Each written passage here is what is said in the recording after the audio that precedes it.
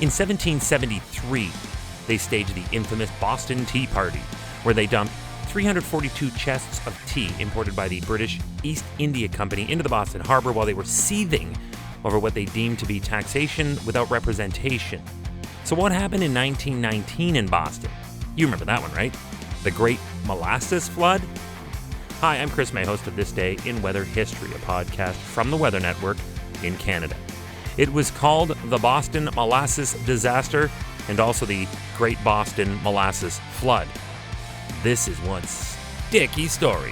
It happened on January 15th, 1919. This day in weather history. In the North End neighborhood of Boston, Massachusetts, a large storage tank filled with molasses burst, and the effect was nothing short of a sticky, soiled tsunami. You're probably thinking, oh, come on, Chris May, really? There was no way it could have been that bad. We would have heard about it in American history class.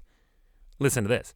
In that tank was 2.3 million U.S. gallons, or 8,700 cubic meters of the substance normally reserved for use in many applications, but in this story, at this plant, it was fermented to produce ethanol, active in alcoholic beverages and live munitions. You see, kids, it's why we always tell you to lay off the sweet stuff.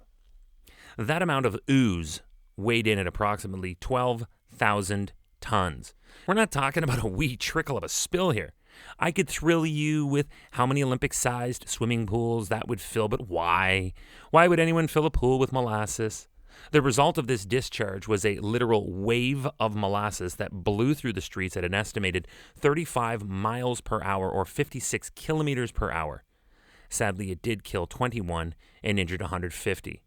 Molasses is known for its slow ooze from the container to the pot or the plate. This rushed with the force of a modern-day automobile on a city street. Look, it's called a flood, so I'm covering it here on this podcast. The wipeout happened at the site of the Purity Distilling Company facility. They used the Harborside Commercial Street tank to offload molasses from ships and store it for later transfer by pipeline to the Purity Ethanol plant. Oh yeah, it was also converted as a fuel additive. It just gets better. The actual tank itself, that was filled to capacity, measured 50 feet or 15 meters tall and 90 feet or 27 meters in diameter. It was massive. And as mentioned, its discharge was an estimated 2.3 million U.S. gallons. That's over 8.5 million liters. And that is exactly the most this massive tank would hold. Cue the music. So just what happened? On January 15th, 1919, the temperature had risen above 40 Fahrenheit. That's only 4 degrees Celsius. Prior to this, it had been below the freezing mark, so molasses was not flowing. To make these matters worse, the ship in question had delivered that massive fresh load of molasses the day before, and it had just been sitting there warming the whole time, therefore dramatically affecting its viscosity.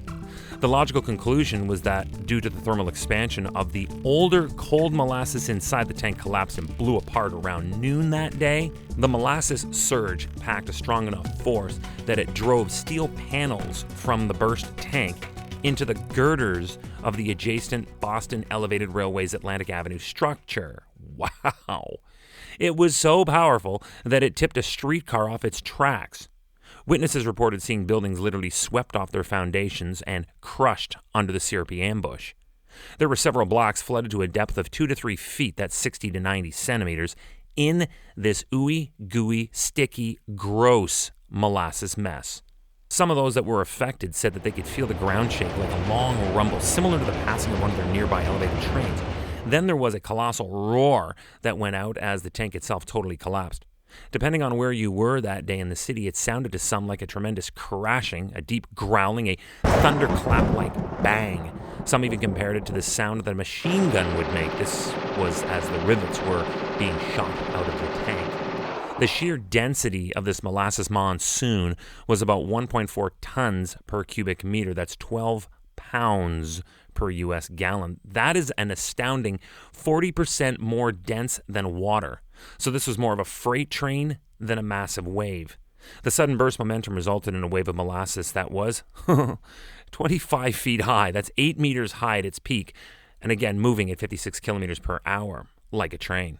That force of the explosion and surge of energy was enough to pick people up from where they stood into a rush of air and threw them several feet.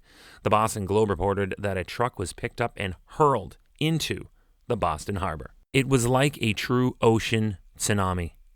Because of the casualties, some were crushed and drowned by the molasses, or they were killed by the rush of debris that was mixed up in the wave that carried everything away this day in weather history. Tomorrow is January the 16th, and we are going back to the beginning of the year that time gave up on. You remember 2020? On January 16th, British Columbia was in the midst of a potent winter storm. They had heavy snowfall and damaging winds across the south coast. Then came the power outages, school closures, transit delays. It was a whole thing.